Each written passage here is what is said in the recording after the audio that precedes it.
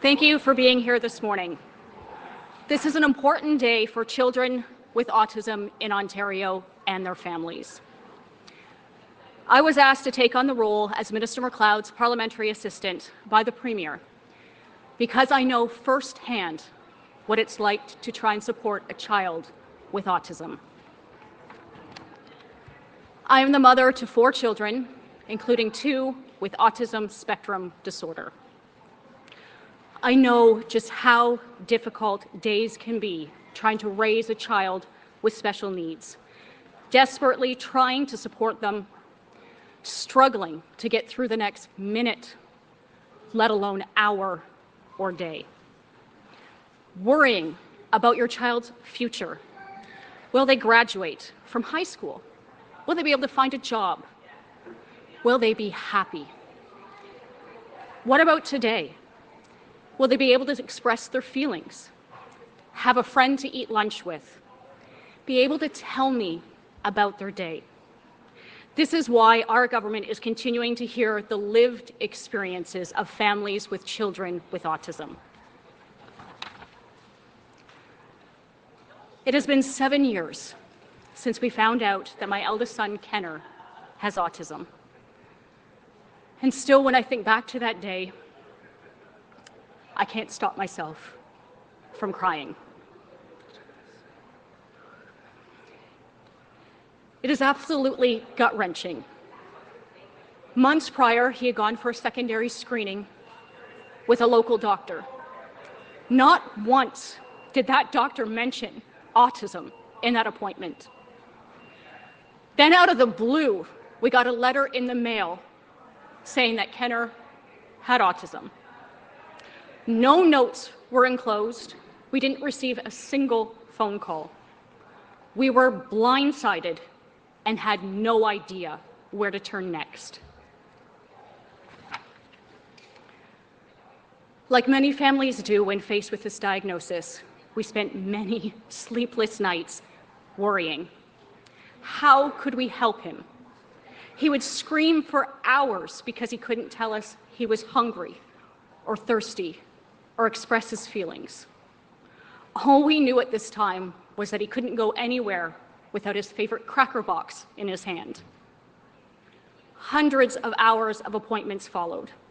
We spent tens of thousands of dollars out of our own pocket for autism behavioral services before and after he went through the previous government program. Through the hard work of many therapists, Kenner progressed from a child with roughly about a dozen words to a child that, while he still struggles to express his feelings and emotions, talks nonstop. Now, I wish I could say that our provincial system has made similar progress, but it hasn't. The Ontario Autism Program has turned into one huge wait list.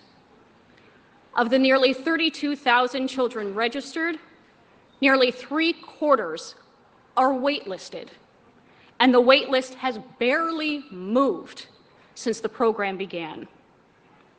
Some families have been waiting for more than 2 years.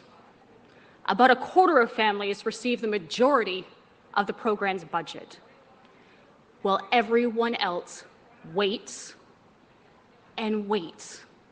It just isn't fair. I recently had the opportunity to host roundtables across the province and hear directly from parents of children with autism. I met with families in Cambridge, Kitchener-Waterloo, Ottawa, Kingston, London, Newmarket, Niagara, Whitby, Windsor, and Oshawa. The stories they had to share were absolutely heartbreaking. Many parents have had to quit their jobs to support their child. They highlighted the amount of stress, that their anxiety that is weighing on them day after day, and their whole family. Some were so overcome with emotion that they could barely get through telling me their struggles that they face every day. But most of all, these families just don't understand why a small number of children get access to service, while the majority are sitting on wait lists without access to these vital services. Minister MacLeod's history supporting children with autism goes back to her first days as an MPP in 2006. She has always been a fierce fighter for children to have the support and access to services that they need. She, along with our government, have been collecting feedback from dozens of families, service providers, and autism experts across the province, while also looking carefully at what other provinces and countries are doing.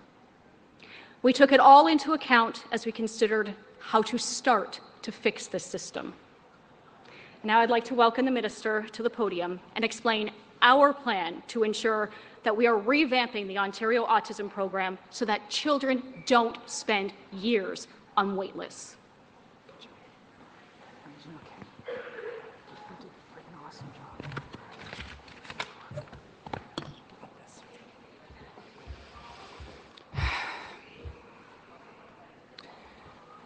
Thank you, Amy, for sharing your very emotional story. I have to say, each time I hear it, I am really affected by it. I admire your dedication, undertaking the role of MPP as a young mother, working on a policy field that is so close to your personal experience. You understand firsthand the challenges that parents with autism face, but through Kenner, you understand the challenges that children with autism face. Thank you for traveling across this great province on my behalf to meet with the families and hear their heartfelt stories. Your passion, your advocacy, and your determination for families with autism is inspirational. Now, thanks to Amy's consultations with families across the province, we know the anguish of long and seemingly endless wait times and have heard how the autism program is broken. We've heard how the autism program isn't working for families who need support for their children. We've heard how the wait for a diagnosis can throw a family into crisis. We've heard how the choice between one service provider of one kind of service is no choice at all. We've heard that families want better oversight over service providers. Consider the extent to the Liberal mess that I inherited. There are 40,000 children in Ontario living with autism, but only 8,400 are receiving or transitioning into service, while 23,000 children wait.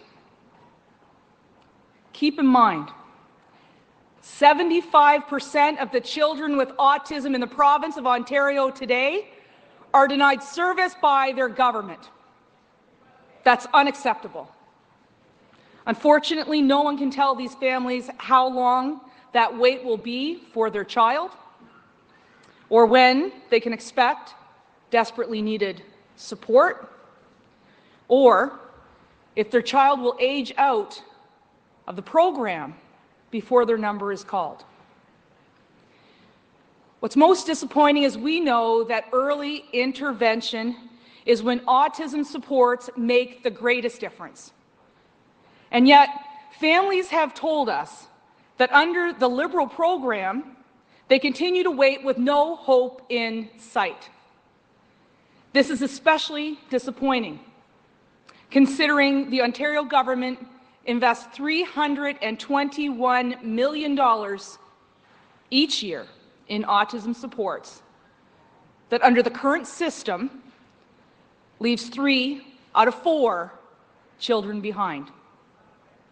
And what's worse, and this is way worse, I've already had to get an emergency increase of $100 million to keep the program for just 25% of the children afloat through the holidays in the 6 months since being elected. I cannot, in good conscience, continue the Liberal plan that was more about politics than serving the people it was intended to support. The Liberal system was unfair, inequitable, and it's unsustainable. It abandoned children and families in the greatest need, and it actively blocked thousands of families from affordable early intervention for their children. That's why I'm here. We should do better, we can do better, we must do better, and we will do better, because children with autism in the province of Ontario deserve better. Today, our Government for the People is announcing a reform to Ontario's autism program. We are restoring fairness, equality, and sustainability to the system. And we are taking decisive action to help ensure the families of the 23,000 children who are languishing on the wait list finally get the support that they need. Through these reforms, we will clear the Ontario Autism Program waitlist within the next 18 months and provide families with the support that they need. As someone who was the co-founder of the South Nepean Autism Centre 13 years ago with my then NDP opponent, Laurel Gillespie, I know that autism is a growing issue. I also know that there's not one silver bullet to save every family from struggles. Throughout this time, I've met with families. I've heard their struggles. But most of all, I saw the potential and the possibilities in their children. That's why our program needs to be sensitive to the many different circumstances families face. At a recent consultation I hosted in Ottawa, a parent said to me, and I quote, "If you've met one child with autism, you've only ever met one child with autism. Every child, every diagnosis is unique." Our plan recognizes that at different ages, children and youth require different supports, and also recognizing that any supports government provides must be targeted at lower and middle-income families with the greatest financial need. So, here's what we're going to do. We are going to clear the wait list for a diagnosis by doubling the investment in diagnostic hubs like right here at Holland Bloorview. We're going to clear the wait list for support by going direct to families with the funding, up to $140,000 per child until they're 18. And we will empower parents and families to make the best choices for their children. We're going to provide families with real choices in the types of service they receive and where they receive it. Choice and flexibility for families that will include caregiver training, respite, and technology aids, in addition to behavioral services. We recognize how difficult it is for families once they receive a diagnosis, and we want to simplify how they navigate through that process. That's why we will empower Autism Ontario to look at intake, wait lists, funding, and service navigation. We will continue to work with the Minister of Health on improving oversight and preventing unethical practices, and the Ministry of Education to improve the continuum of supports, including the update of their website today on the autism services that are provided within our government's education system. Nobody should underestimate the challenges families living with autism face. Our challenge as a government is to continue to be there to support them, to clear the wait list, to treat people fairly, to make the system sustainable, to make the system more responsible, and to guarantee that supports will be there for families in need now and well into the future. It took a long time for the Liberals to create the mess we inherited. And it's taken a lot of work with some difficult decisions for us to fix it. But I'm proud of the work our government has done in the last 6 months, and proud of the work of my parliamentary assistant, Amy Fee. Together, we're going to clear the wait list for diagnosis, we're going to clear the wait list for support, and we're going to empower families to make the best choices for their children. This is the new Ontario Autism Program. Happy to take any questions. Questions at the mic, please. One question, one follow-up. Hi, it's Chris Bishoy from The Star. Hi, Chris Bishoy from The Star. You said a childhood budget of up to $140,000. There are some families that currently spend about $60,000 a year, and they're going to go through this budget in a couple of years. So how does this new program support these families? The program will be available right up until there's 18. There will be an allotment. There will be an ability for them to make some adjustments. So that's why we have Autism Ontario that will be their navigator to work through those family budgets.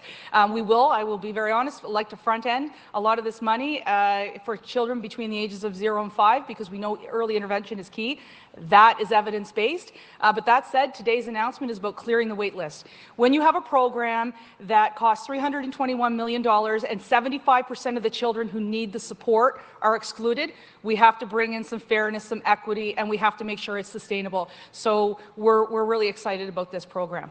And with regards to clearing the wait list, we've heard concerns that there are not enough qualified professionals as is. So how do you clear a wait list when you don't have enough people to make these diagnoses? So two ways. First of all, we're going to clear the diagnostic wait list by investing into regional hubs, such as right here in Holland, Bloorview, or in my city in Ottawa. So that will help us with that investment. Secondly, we're going to allow for more choice in the system. And when you look at, for example, there's only one type of support. We need to get back to a situation where we allow for a caregiver training, we allow for respite support, we allow for technological age. So I think that's going to be a way that we can definitely do that. Hi, Alison Jones with CP. Is there any, is the need for intensity built into this system? Say if there's, an 8-year-old who needs greater intensive therapy than a younger child who might get more funding over their lifetime. Is that factored in at all to the amounts families will get? The amount that families will get will be based on, at the first, the 0 to 5, to ensure that we are getting to evidence-based early intervention. Then there will be a subsequent amount as children get closer to the age of 18. That will be managed along with the families and their providers, as well as Autism Ontario. But I think the important thing here to note today is we have 75% of children with autism in the province of Ontario that are not getting service. And it's important that we build in that choice for their families, but also build in the investment in the diagnostic hub so that we can protect these children and give them a fighting chance at succeeding. We've lost a generation because of bad Liberal policies that were more about politics than they were about people. Today is more about making sure that every single child in the province of Ontario who has a diagnosis of autism gets the support that they need. And you say the funding is going to be targeted to low and middle income families. Is there going to be an income cutoff at which families won't qualify for any supports, or is it a sliding scale? Yes, there will be income testing. I'm happy to, my staff will be happy to provide that to you. But so is there a point at which families won't get any support? Yes. Okay. Do you have that number offhand? It's $250,000. Thank you. Hi, Minister. Cynthia Mulligan, City News. Why are you all telling me who you are when I know who you all are? Oh, okay. Just in case you forgot my name. Yeah, it's hard. Yeah. You tweeted We're being at me formal. today. We're behaving. Okay. I have to say, I didn't envy you this job because I know what a mammoth task it is and how dire the situation has been for many families. However, it seems to me what you've accomplished is you're clearing the wait list, you're giving more children access, but far less funds to be able to get the treatment that they need. How do you answer desperate parents who are saying this is not going to be nearly enough money?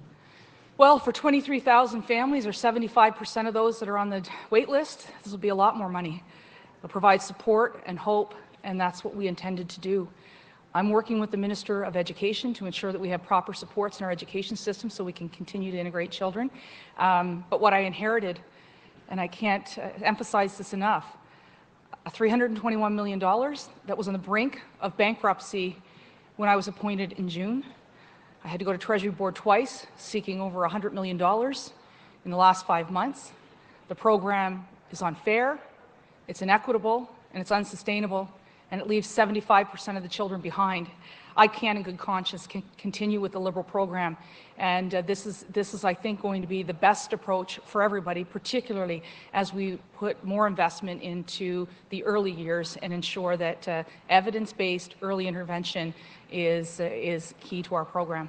And can I also ask, I don't see anything about regulations here, and a lot of agencies and parents have been calling for the profession to be regulated. Why are you not regulating the profession? We are regulating the profession. We're working with the Ministry of Health right now in order to bring those regulations forward. So right now the Ministry of Health is undergoing a review of many of the colleges, but this is certainly one of our key components. It was a key component for me as somebody who had been an autism advocate for many years, as a mental health advocate, and I've worked a lot in the past with Holland Bloorview on concussions, and I recognize in all three of those areas you can have actors that aren't necessarily in the best interest and would prefer profit, which is why for me as minister it became very clear early on that there needed to be stronger service standards, which is why I referenced that in my speech. Good morning, Minister. There's a school of thought out there that sometimes girls can get diagnosed later than boys. I'm just wondering, by focusing resources on younger kids, one concern parents have is that this might end up leaving girls behind. How do you plan to account for that in this new plan? Well, I think the investment that we're going to double into the regional hubs on diagnosis will certainly help everyone, regardless of gender, and quite frankly, regardless of ethnicity, because I think that there are concerns as well there. But I think it's important that we invest into facilities like Holland Bloorview and CHEO across the province to make sure that we're clearing the diagnosis wait list so we can finally transition kids into direct funding so that their parents can start to support them in the best way that they possibly can. And the kids who are on the wait list right now, how soon can they expect to start receiving funding? Our intention is to clear the wait list within the next 18 months. Holland? Hi, good morning, Minister. I know that you Holland. say that you want a lot of the funding to be front-loaded. I'm curious as to what the ministry thinks a child on the autism spectrum, how much intensive behavioral therapy does a child need in order for them to be functioning? Well, as I said in the speech when I spoke to a mother from Ottawa, if you meet one child with autism, you've only ever met one child with autism. Every single child, every single diagnosis is unique. And so it would be difficult to say that because one child has a certain set of requirements that every other child will be the same. So I think it's impossible to answer that question. But I think it's important that what we do and we continue to commit to is clearing the wait list so kids get a diagnosis quicker and we can get direct funding to them sooner so that they can get the supports that they desperately need. But many say that, in order to get that one-on-one therapy, it costs about $80,000 a year if your child is in for 38 to 40 hours a week. This would only cover those costs for 2 years and a bit. What should parents or families do beyond that time once this money will run out for them? Well, the children will have their budget right up until they're aged 18. So we are respecting the fact that autism doesn't end at 5. We do recognize that children and youth at different points in their life require different supports. But I think it's really important to note that in a $321 million program, 75% of the children are being left out. And this announcement today is more about fairness, equality, and sustainability so that we can help every child with autism in Ontario get ahead. Last question, please. Minister, you're talking about the system as a whole and making it more equitable, which I think people can understand. But if you're an individual parent who's looking at less money, what can you say to those parents who are just going to be angry, I think, knowing that they're going to get less funding? Oh, look, we have 23,000 children today in Ontario that are languishing on a wait list, that have no hope. Their parents are frustrated, they're scared, they want their child to receive some support. I cannot, in good conscience, as the minister responsible for children and youth, allow the Liberal program to continue. It's unfair, it's inequitable, and it's unsustainable. This is the best approach, and it's the most fair approach to ensure that every single child in Ontario with autism is protected and has a fighting chance to succeed. Yeah. Yeah. Hi.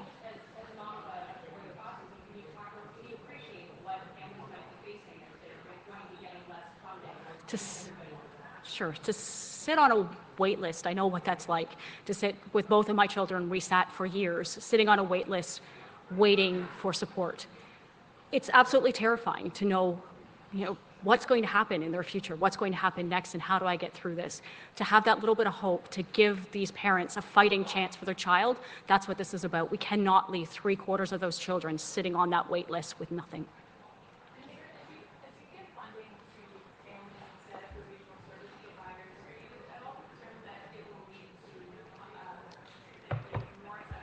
Families in major cities like Toronto as opposed to in rural areas? Pleased that you asked that question, actually. We're very pleased that providers right now, like Erin Oak, Holland, Bloorview, and Sheo, have all endorsed this plan, and we'll have more to say about that throughout the day in the wealth of support that we've received across the province. In addition, we are going to increase our investments in Northern Ontario for rural and remote communities. So that is a question, and it's an important one, and it's one that we're addressing. Okay, thank you, everyone. Thank you. I want to take my shoes off.